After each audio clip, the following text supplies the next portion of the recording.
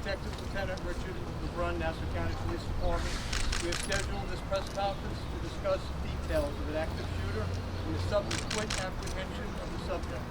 Present behind me is our County Executive Laura Curran, Commissioner of Police Patrick Ryder, our Chief of Department Stephen Palmer, our Chief of Detectives Prashant Sewell, Chief of Patrol Ken Lack, and the Commanding Officer of the Homicide Squad, Detective Lieutenant Stephen Fitzpatrick. I'd like to introduce our County Executive, Laura Curran. Thank you very much and good afternoon. So over the past several months, we in Nassau County have watched in our television screens active shooters devastate communities. But today, that reality came home to Nassau County. And our hearts go out to the families and the victims of this crime. Just let's not forget, there's someone who's dead now and there are 2 people in the hospital. I want to thank our Nassau County Police Department under the leadership of Patrick Ryder. With incredible training, intelligence-led policing, the suspect was apprehended very quickly. Not a minute was wasted. All the while keeping our surrounding communities safe. So I am so proud of our police officers, of our detectives, who are professional, who are very well trained, and got the job done for our residents. Thank you.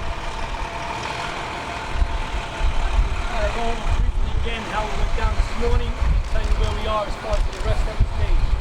At 11:19, call came out for shots fired at the Stop and Shop down here on Cherry Valley.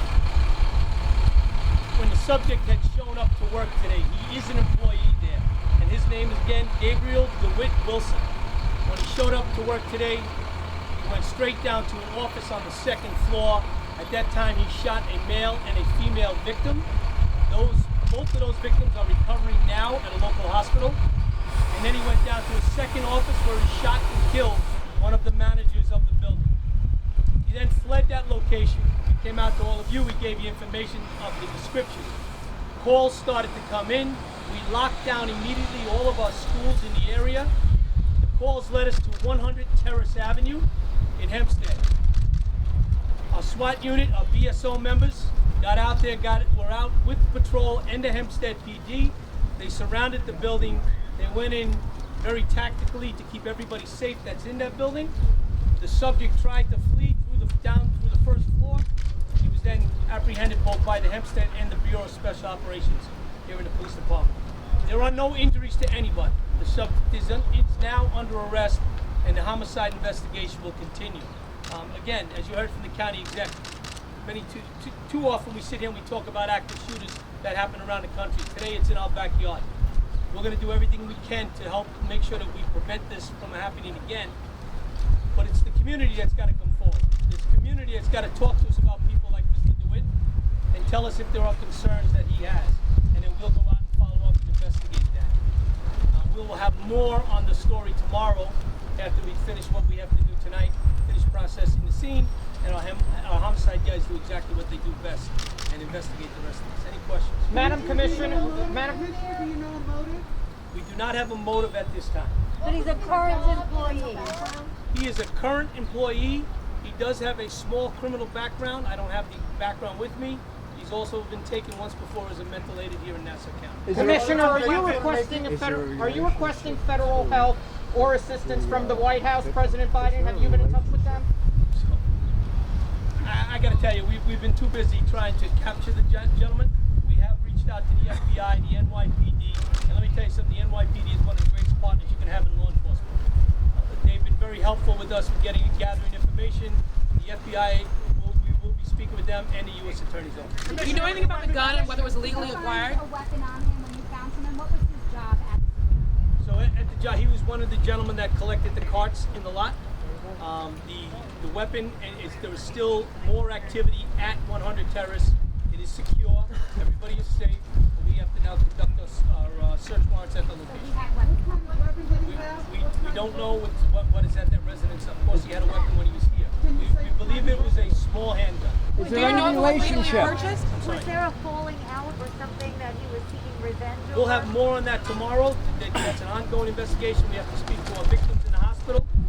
They're recovering from their injuries, and we'll speak to other employees. Can you talk about what you found at Terrace Avenue? So what we can tell you now is that he went straight to one office on the second floor. Both a male and a female were in that office. Both of them were shot. Both of those two individuals are recovering at local hospital. He then went to the next office where the manager was, and he shot the manager and killed the manager. Can you tell us what All on occurred? the second floor. Commissioner, how long did that process take? How long was there gunfire? Within a matter of minutes, it was over.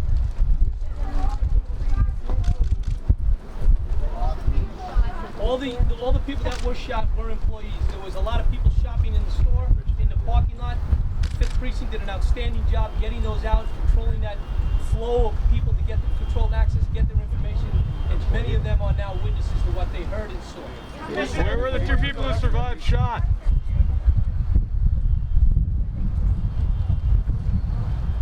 We had numerous 911 calls of people from in the store and outside the store as the subject fled. And we received additional information throughout the day as the story went out, telling us that there's a possibility of where he could be. Several addresses were checked out.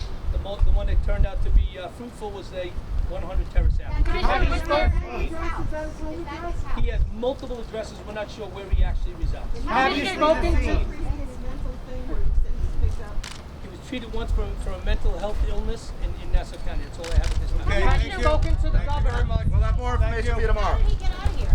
How did he get out of here? Get out here? How did you leave? By bus? We don't know how he got here today.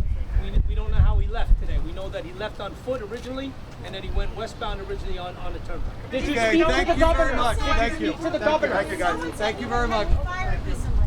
We'll have more information tomorrow. Thank you very much.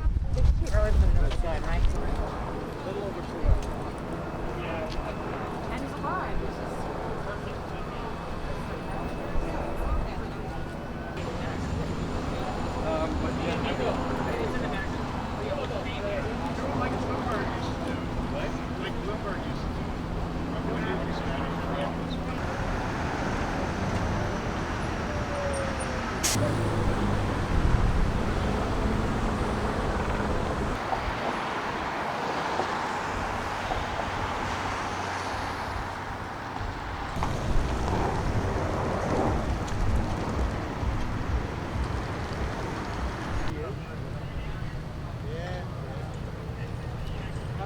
Hey, he's in custody, right?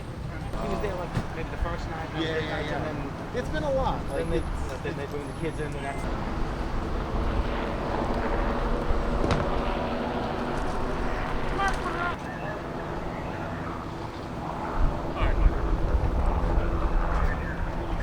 Oh my God.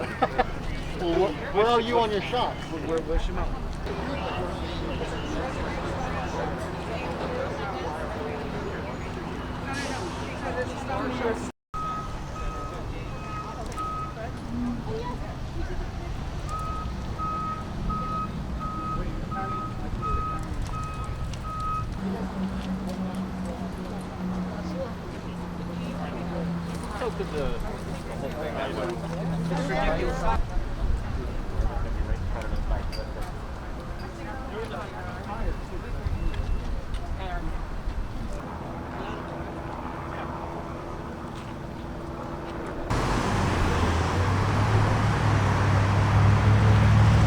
Go to headquarters. Oh yeah.